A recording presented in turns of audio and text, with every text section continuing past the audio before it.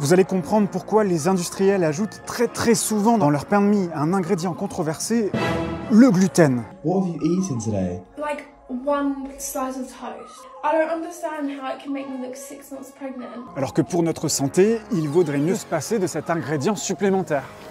Eh bien, quand on regarde la liste des ingrédients, mais ce pain de mie contient en premier ingrédient logiquement de la farine de blé, de l'huile de colza, du sel, du sucre, ça c'est le sucre, de l'eau, de la levure. On pourrait s'arrêter là, mais on va rajouter un ingrédient supplémentaire, du gluten de blé. Du quoi? Du gluten de blé. I'm beginning to think that for some reason I've developed some sort of gluten intolerance. Gluten de blé, c'est une protéine qui se trouve naturellement dans la graine de blé. Donc on pourra utiliser ce gluten pour aller renforcer le potentiel de la protéine naturellement présente dans notre farine.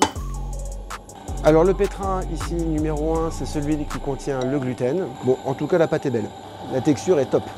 Et ici, nous avons la version sans gluten, au plus proche du produit traditionnel. Elle est de bonne texture aussi, mais on voit qu'elle colle un petit peu plus au fond. Contrairement à l'artisan, qui va s'adapter à sa pâte, en prendre soin, qui va la manipuler avec beaucoup d'attention, les processus industriels sont beaucoup plus contraignants sur la pâte.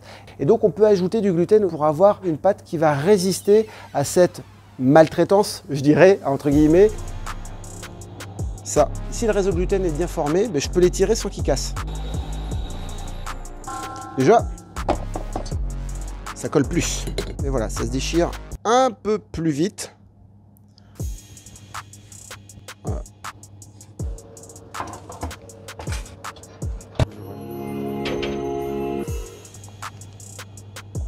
Ici, notre pain sans gluten ajouté et notre pain de mie avec gluten ajouté. Et c'est quoi la différence?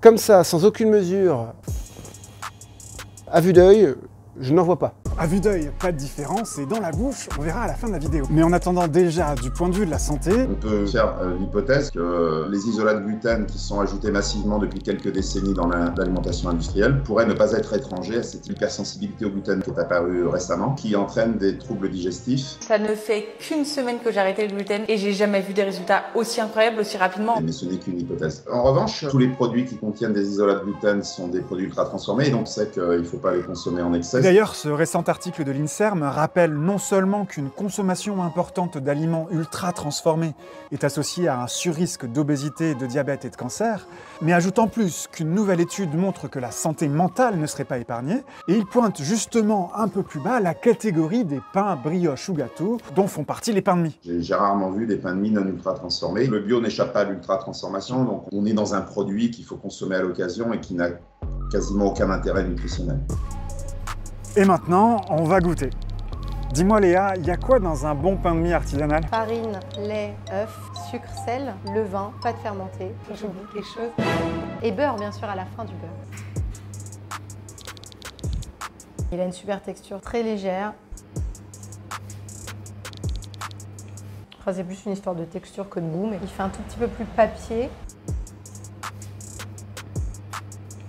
Et celui-ci, je trouve qu'il a plus de goût. Il y en a des bons, mais pas du pain de mie d'artisan. Je vais pas te mentir, ils viennent tous du supermarché.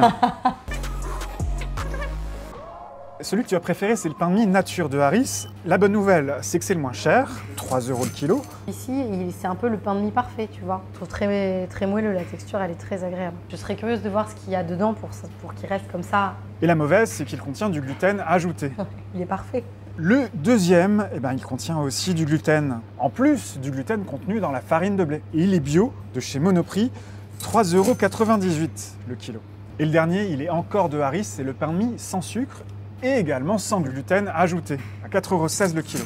Il est sec en fait, on dirait un peu du papier. Dans 2 heures, ça sera même du carton. Bon, visiblement, ça s'est beaucoup joué au niveau de la texture. C'est celui que j'ai le moins aimé qui n'a pas de gluten. À bientôt Léa. Salut! Ok, donc le gluten rend le travail des industriels plus simple et la texture des pains de mie plus moelleuse. Mais le plus important, c'est quand même notre santé. Et c'est pour ça qu'il vaudrait mieux éviter les produits qui en contiennent en plus.